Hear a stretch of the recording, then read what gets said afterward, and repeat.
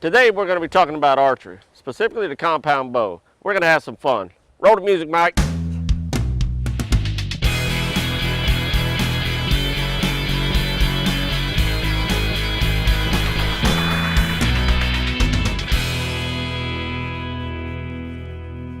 Okay, today we're talking about the compound bow. Now this is my particular bow, and I have several compounds, that is. And it's just bows that I've collected over the years, trial and error. And this is where I go back to, trust me, I've been there and done that. So hopefully with what I'm going to tell you today and over the next few times we talk about archery, I simplify it for a little bit and I save you some money.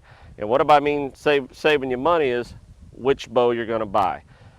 One of the biggest problems about archery is you have a tendency to get into speed and archery and accuracy. It's just basically what we want to do is we want to get you behind the bow.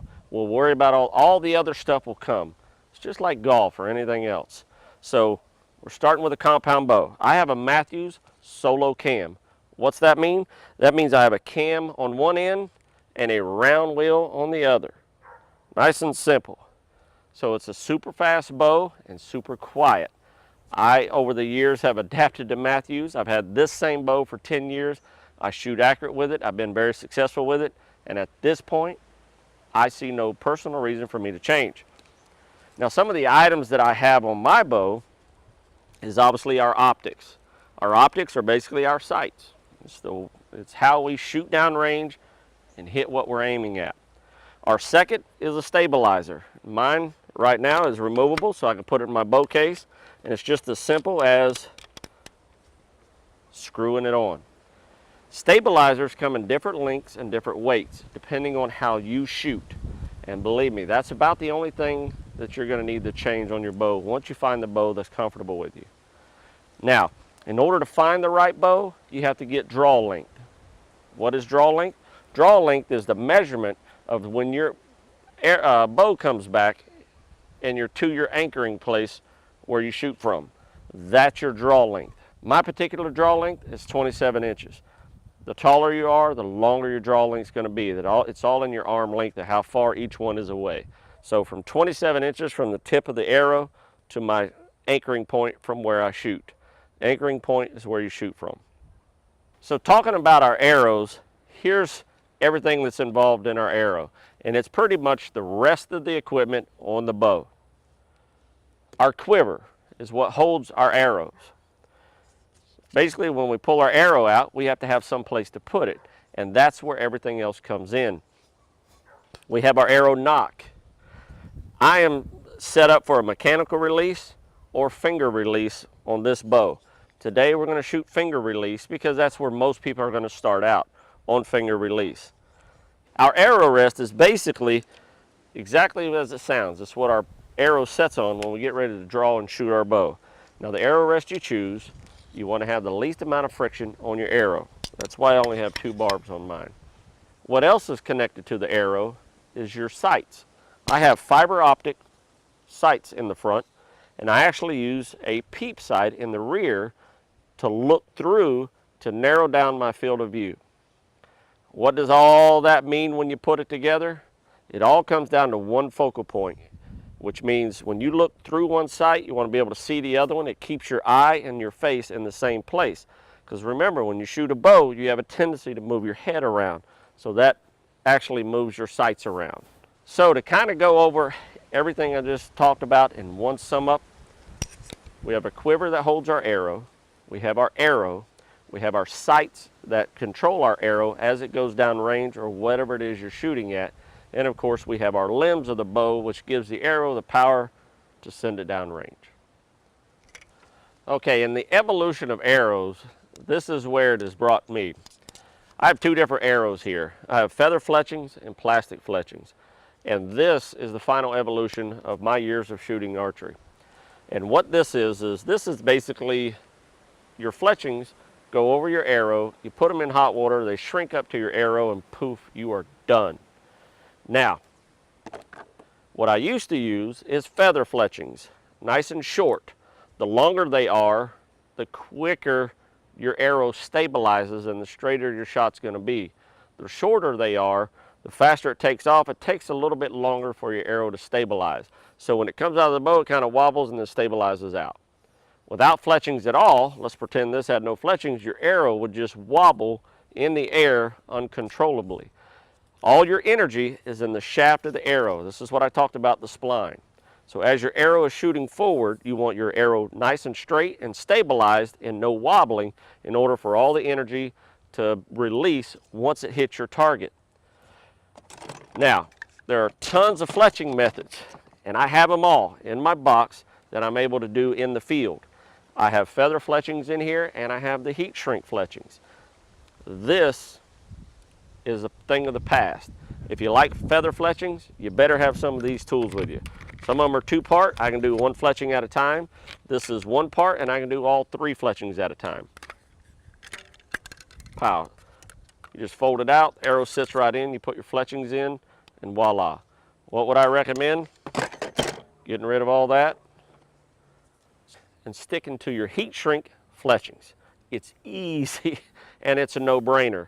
Now on the back of your arrow, you see a knock. It used to be important. If you notice, I have 2 same color, 1 different color. This indicates where your arrow rest is. Basically, your odd fletching will always be down toward your arrow rest to allow it to not let it catch on anything. Your knock, where it goes on your string, is adjustable. You can actually move it, put it on, and twist it to where your arrow is in location. So no matter what order you put your fletchings on, you're able to move your knock to where you need it. And you can even do it in the field if you're archery hunting and you got a deer in front of it. You can move it to where you need it. That's why the heat shrink in my book is number 1.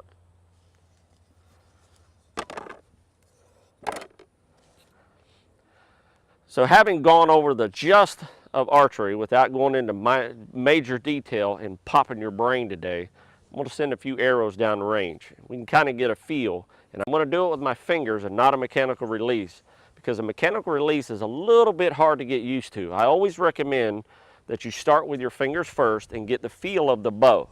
So we're going to shoot with our fingers, shoot it down range. It's going to be a little off target, but I'm going to show you basically how we're going to do that. The little bit of mechanics that I'm going to go into right now is basically it's just basic mechanics of when you start shooting a bow. Basically, I'm going to use what's called the 3-finger release. And what it is, it's 2 lower fingers. It's your 3 center fingers. 2 of the lower fingers go below the arrow. Your index finger will go above the arrow. And it's basically a 3-finger release. Now, they make finger guards and finger tabs when you're shooting. I'm not going to use them today simply because I'm only shooting a few arrows. If you were target practicing and you realize that you love that shooting more than anything, then I would recommend getting a finger release. What I'm going to do is I'm going to shoot the feathered arrow first. We're going to knock it, and this is the twist I showed you. We're going to point our red arrow, our red feather, toward the bottom of the release, just like you see it right there. Pull our bow back nice and slow.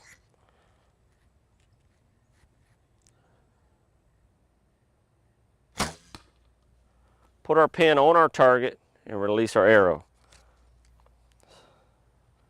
Do that again.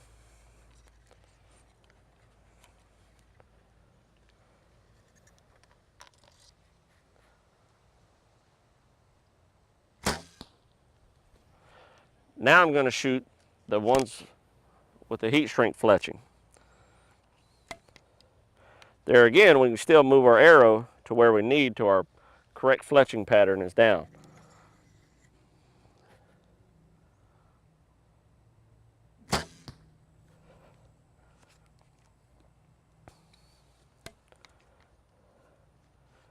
It appears that I'm either shooting to the right or our sights have been bumped off.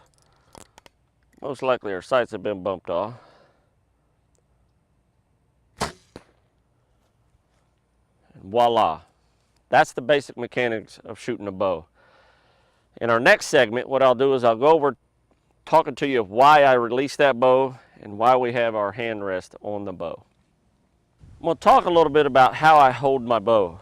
Basically, I'm a right-hand shooter, so when I put my hand on my handle, you notice that I have a wrist strap.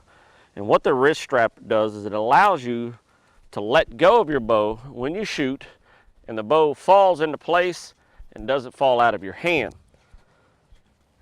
Because what you want is you want that natural release. It's basically when you pull your bow back, the tension on your hand allows you to keep your hands in an open position. So you're not gripping your bow and shaking it. So you're in a natural position holding your hand wide open while you're on your target. And if you notice, when I release my bow,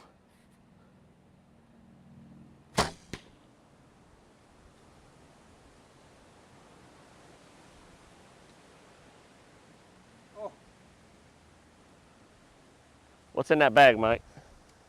I think it's just sand or something.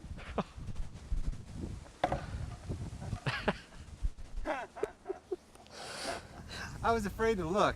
You just froze. I was afraid to look. You froze and I'm like, I watched the arrow, Mike. That camera got a beautiful shot of it coming right at.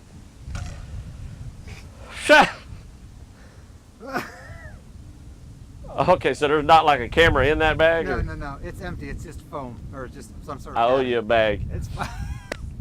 Oh my God. A little to the left, Rodney. Huh? A little to the left. Why is all of a sudden? Your reaction was priceless.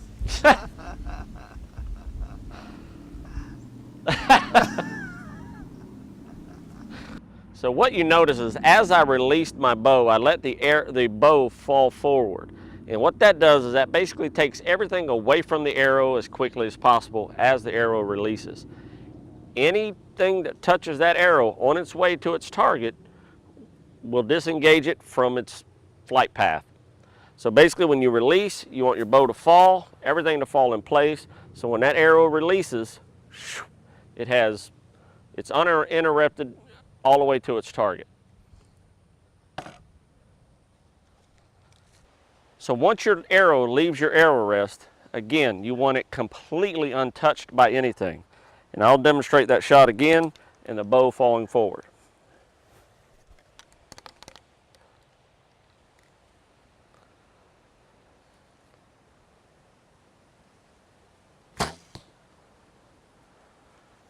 Notice how the bow falls forward. Basically, it's taking that arrow rest, pulling it away from the release of the arrow. I'll shoot one more.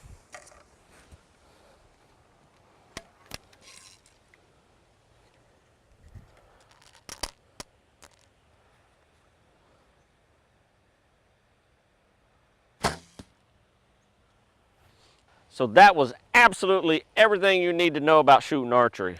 That's the equipment. Buy you one of these and get out there and shoot an archery.